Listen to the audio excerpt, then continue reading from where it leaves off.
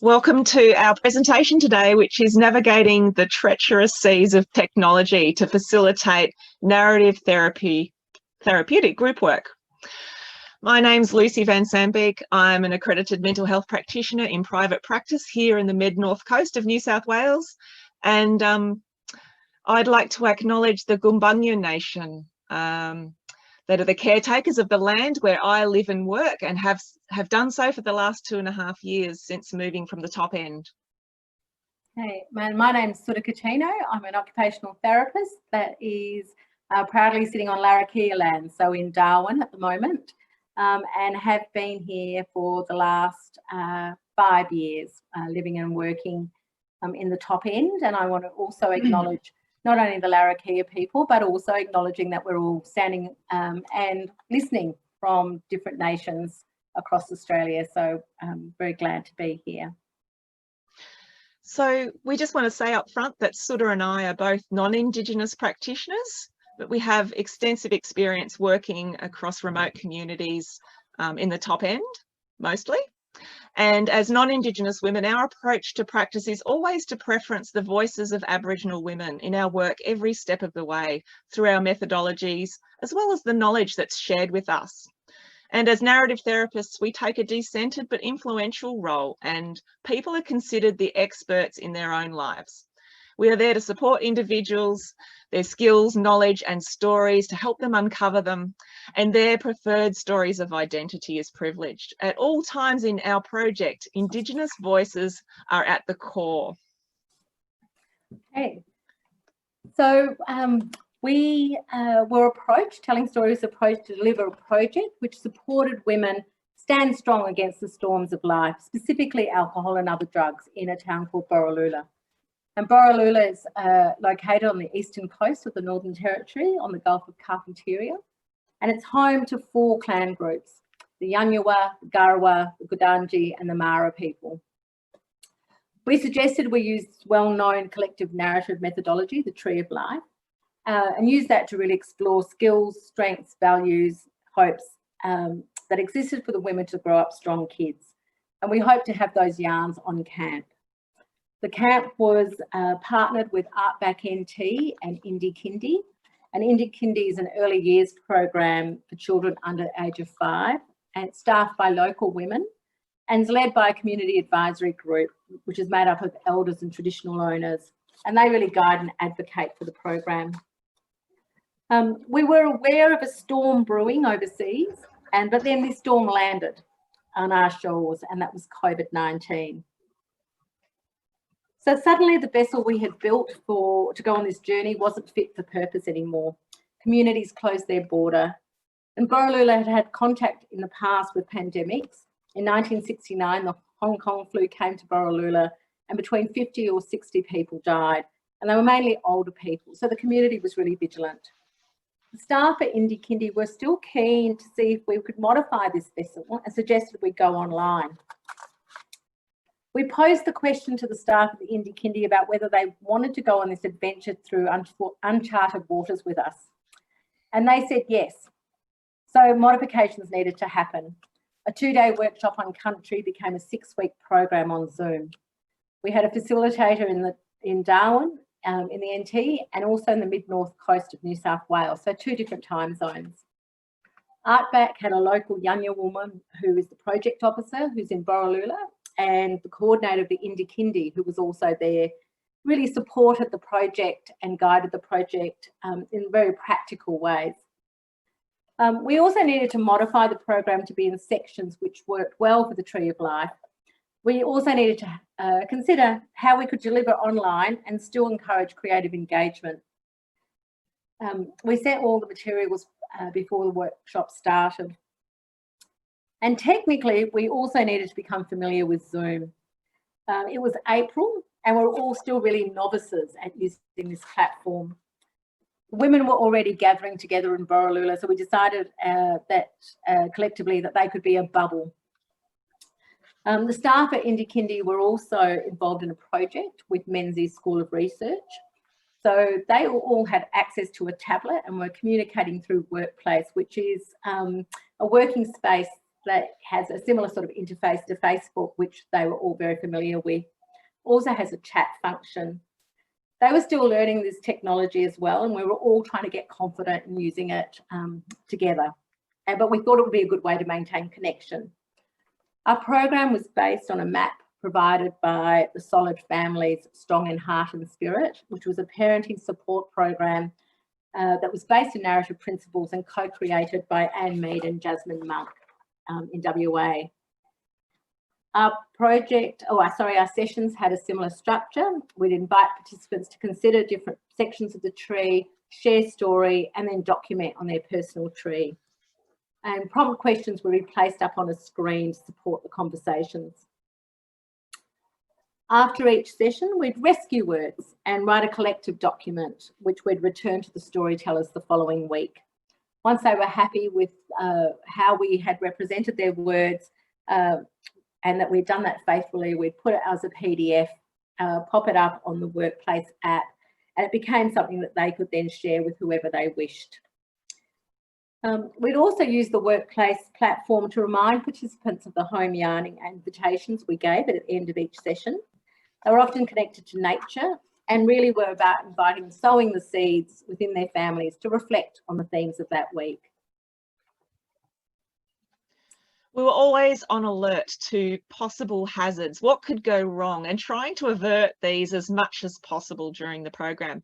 Our biggest concern was obviously technology going smoothly, and despite having a pre-session trial, we did hit some submerged rocks. It often held up our start times, which resulted in us having to shift things back to the next session or drop something altogether. In session 2, we were almost ready to pull the pin. The group had trouble dialing in, and at the last minute, the project officer managed to get things going, so we were back sailing again. Sudha and I were also under the impression we were beamed onto a large screen so that everyone could see us, but we found out later, as you can see in that picture, that we were actually on a very small computer. In one session, sound was an issue, and so the group had to huddle up close to the laptop to be able to hear us and us hear them. Failing internet connection often happened, and mostly it was them dropping out on us. It made it easier if it was one of the facilitators dropping out, because our other facilitator could obviously step in and keep things going. We often had to rely on the project coordinator on the ground to troubleshoot some of these issues, and we just had to sit back and let it happen.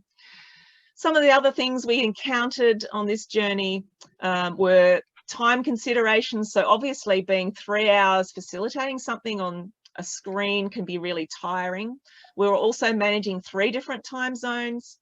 We were managing, trying to manage strong personalities in the group.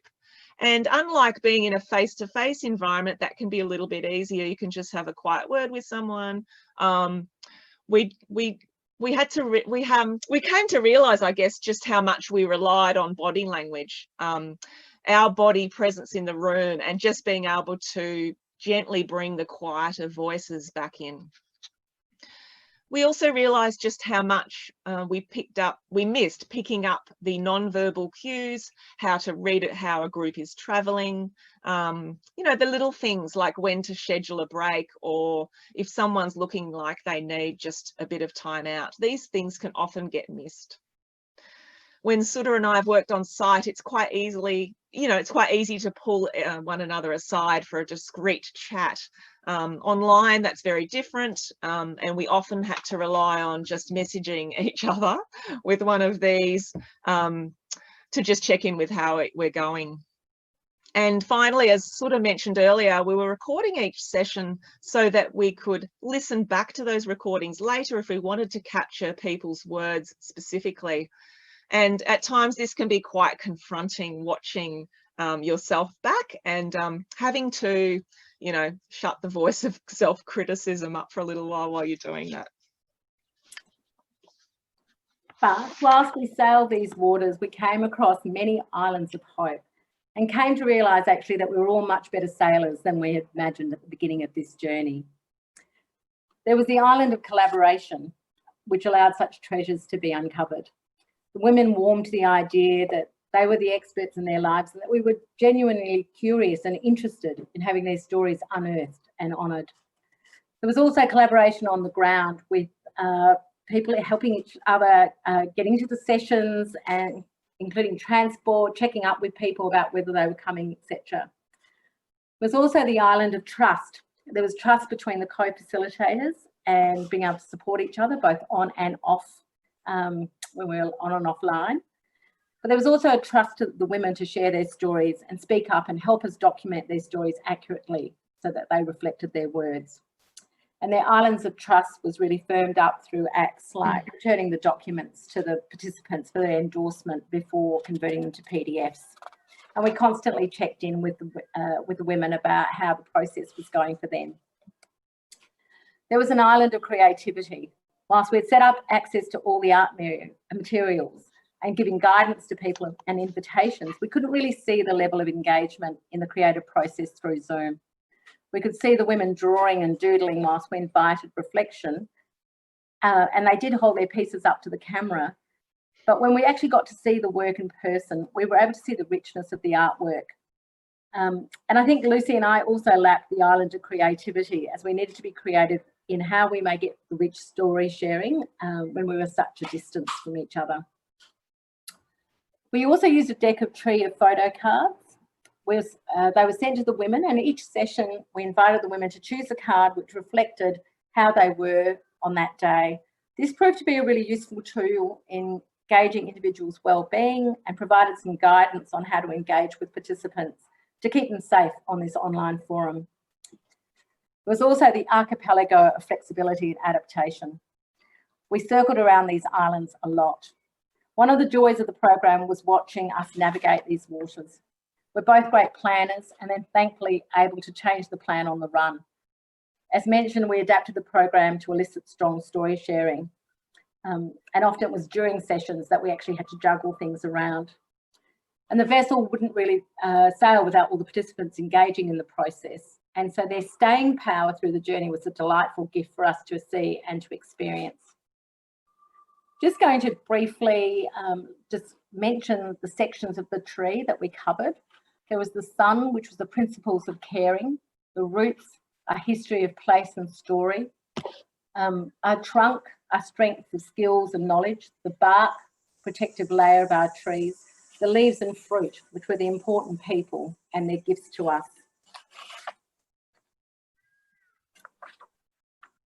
And then we talked about the storms of life, which try to get in the way of growing up strong kids.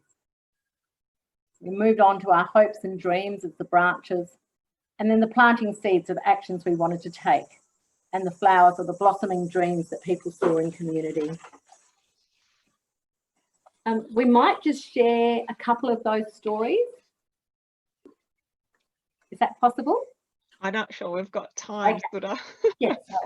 Yeah. That's all right. But I'm thinking that we've got our emails at the end. If people would like to hear some of the stories, we could definitely hook you up with that. Yeah, thank you. We also had a chance to kind of put all the stories together of all the trees and really see the collective forest, which highlighted the values and the many skills that people had in growing up strong kids, and where these learnings had actually come from. And one of the unexpected discoveries was the island of money, which is hardly common when it comes to doing any project work. But because the camp couldn't happen, we saved heaps of money on travel and accommodation. And we spoke to the women about using this opportunity to document some of their wisdom in a booklet, and they agreed to do that.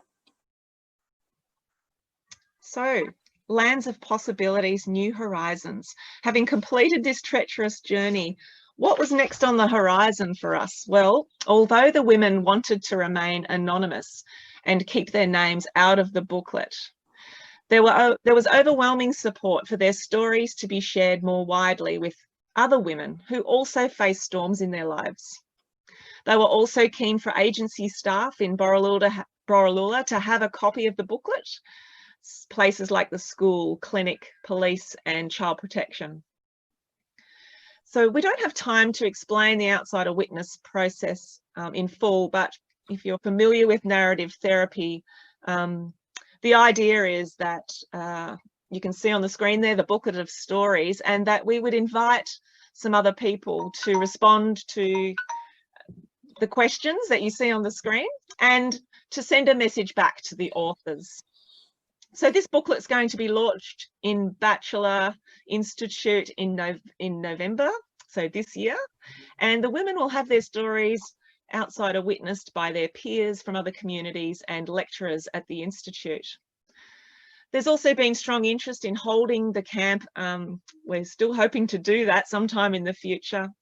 This will be an opportunity for the participants to share their wisdom within their own families and also become the crew on the next journey, wherever that might be, as co-facilitators or mentors. We're very committed to using the camp as a training ground for those interested in continuing in this way of working by steering their own ship. We believe the future of the Tree of Life methodology in an online capacity in a remote community setting features bright blue skies ahead. Whilst we set out on this journey with trepidation, our confidence in our skills as narrative therapists to hold space for narrative to emerge and our bravery to just have a go and see what happens became our life jacket. Of course, none of it would have been possible without the passengers who were willing to take this leap of faith with us. One final word I'd like to share is just about the joy of working collaboratively with other disciplines. Whilst Sudha and I have different training backgrounds, social work and occupational therapy, so much learning can be gained from bringing multiple worldviews to the captaincy. And I encourage you to look beyond social work for opportunities to collaborate. So with that in mind, we have a few quick tips for those of you thinking about sailing on a similar journey. And we thought that these were the tips: to be brave, curious and adventurous, to really collaborate and co-create with the participants of the project, to have some trust in the process, to have a map but be really ready to change course depending on the circumstances, to be flexible, and to really be ready to be surprised and delighted along the journey. So we'll leave you with those tips. I would be really interested in being able to share the written material with anyone who's also interested, and you can email either Lucy or myself. We look forward to hearing from you. Thanks for listening. Bon voyage. Bon voyage.